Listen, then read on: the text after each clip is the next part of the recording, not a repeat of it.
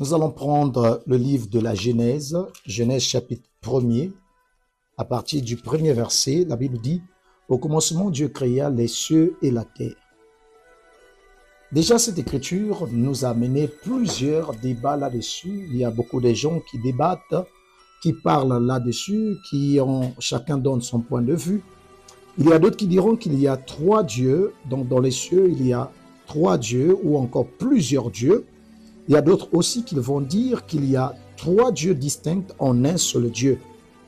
Malgré tout cela, non seulement qu'il n'y a aucune écriture qui peut soutenir cette théorie, mais aussi cela dénote vraiment une lacune de raisonnement qu'il y aurait trois dieux distincts en un seul Dieu.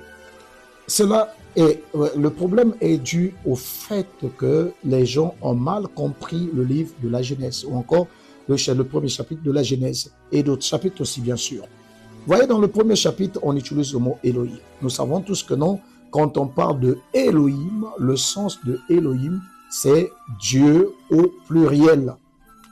Vous voyez donc Elohim, qui est à son singulier, Eloah, vous allez comprendre qu'il est un nom ou encore est un pluriel quant à sa forme, qu'il faut soutenir, mais qui est singulier quand il faut donner son sens véritable. Donc, par la forme de ce nom, et ça nous donne en hébreu le pluriel, mais par contre, le sens, le véritable sens de cela, c'est un mot singulier. Parce que c'est quoi? Il n'y a qu'un seul Dieu. Je sais que non, vous allez dire, mais qu'est-ce qui prouve cela?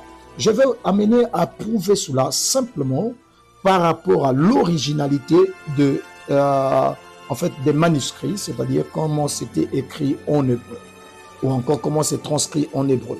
Vous allez trouver que non, le mot Elohim, nous avons compris que non, c'est un mot pluriel.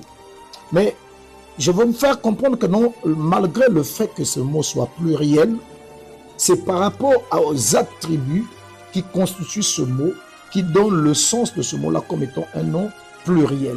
Mais quand vous voyez le sens véritable, quand les Hébreux l'écrivent, cela est utilisé pour montrer qu'il n'y a qu'un seul Dieu. Pourquoi?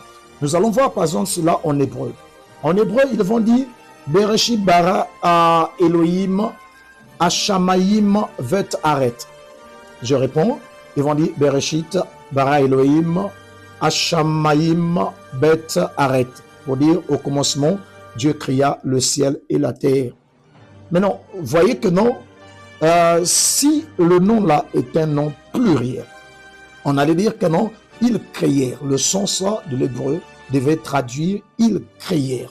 Mais or que le mot qu'on utilise pour dire créèrent au pluriel, pour indiquer la troisième personne du pluriel, c'est en hébreu, on dit vaïvra.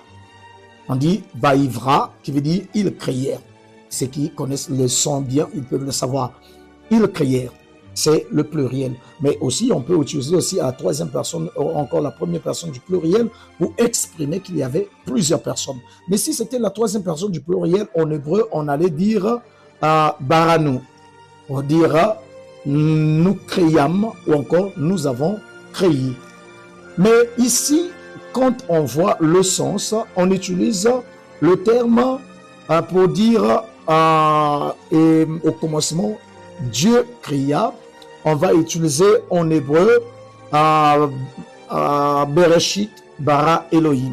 Bereshit qui veut dire au commencement, bara Elohim. Le mot bara qui est le verbe créer à la troisième personne du singulier en hébreu. Pourquoi on utilise la troisième personne? Il s'avère qu'ils sont plusieurs. Non, c'est parce que le sens véritable, c'est un seul Dieu.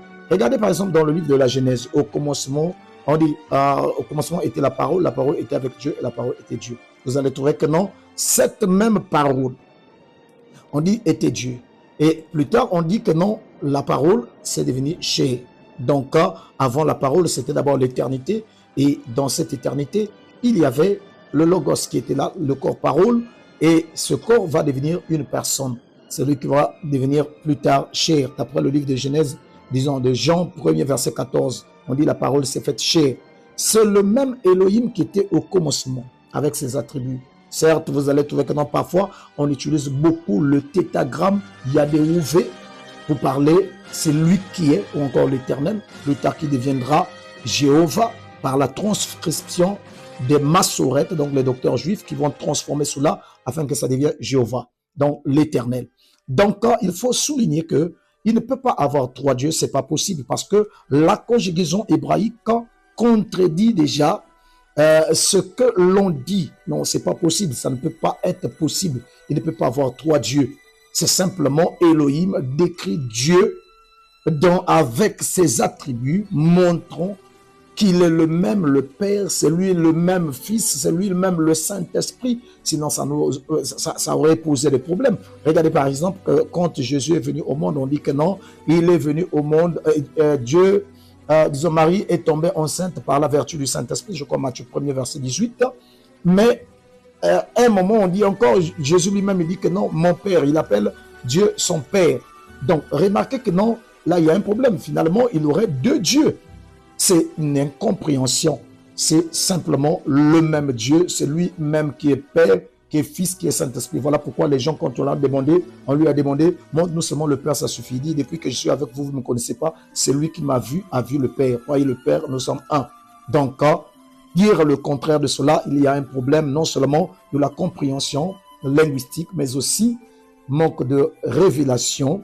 Je ne dis pas cela pour manquer du respect aux gens, mais nous devons être humbles pour reconnaître que non, malgré le fait qu'on peut aussi être à l'école, on ne peut pas toutefois comprendre la révélation de la parole de Dieu convenablement. Voilà pourquoi Dieu envoyait toujours des prophètes. La parole vient des prophètes. Et chaque prophète de Dieu, de la Genèse jusqu'à l'Apocalypse, a toujours considéré qu'il y a un seul Dieu, il n'y a pas trois dieux. Croire qu'il y a trois dieux, croire qu'il y a un Père et un Fils, il y a tout cela, c'est du paganisme pur et simple.